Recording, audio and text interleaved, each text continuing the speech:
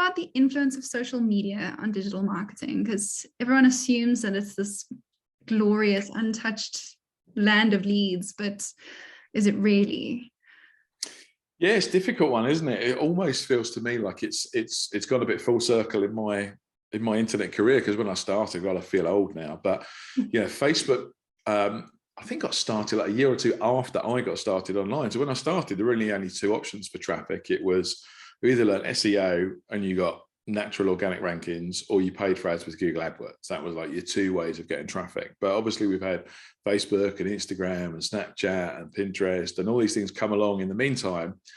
And, often, they're great to monetize at first. And then like Facebook, for example, in the early days or the medium term, I had businesses that got lots of traffic for free from there, but then, everyone knows that the exposure now for an organic post, even if you've built a group or a page, you post to it and hardly anybody sees it, because Facebook know that you'll be willing to pay for that. So your natural reach, has well since peaked, and now it's quite small unless you're willing to pay money.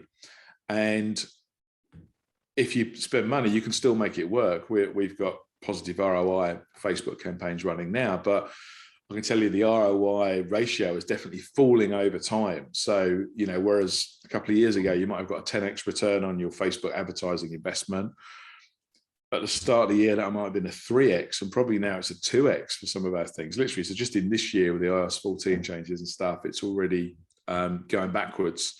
And it's going to be interesting, because I think we're going to get to the point where that might mean that it's almost impossible to make advertising on social give you positive ROI at the front end. It's going to come later, so you're going to be a loss leader effectively. You're going to spend money to acquire a customer.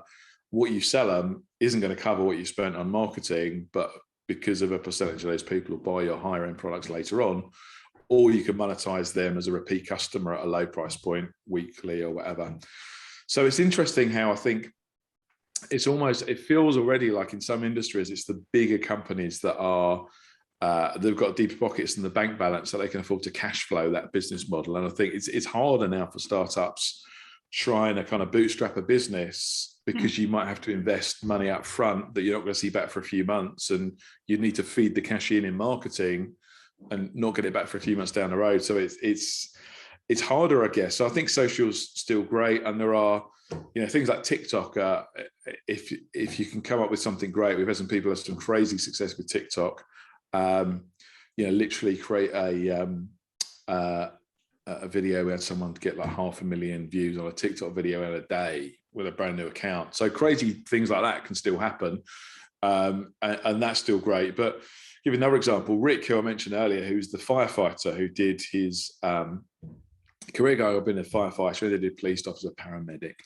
So he started a YouTube channel and just started doing free videos on career advice and interview techniques. And it's been quite a slow burn, but 2 years ago, he decided he was going to actually create a new video every single day. Only a short video, like 5 minutes, but he was just going to pick a topic and just do a little video to camera on hints and tips around interview questions and careers advice.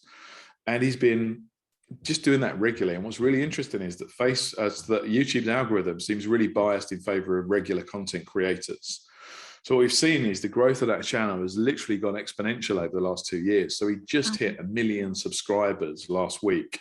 Sure. And now, so 1 million subscribers, about 3 to 4 million views per month on the channel. And of course, that generates loads of traffic to the website that sells the career guides, because these videos are all about career advice, interviews, etc., and they plug the career guides themselves. So this has now become a great free traffic source. And in fact, it's even better than free, because YouTube pay you as the channel owner advertising revenue. Yep. So last month, that check for it was $38,000. Oh my gosh, that's amazing. So just with that, you know what, that tenacity, that I'm going to make a video a day, in a couple of years has got to the point of 1 million subscribers, a few million views per month, which results in a few 100,000 uniques to the website, which is a few tens of thousands of sales to the website, unit sales, not pounds, plus a nice check for 38 grand a month for advertising revenue. So it's like, wow, that's free. That's right now.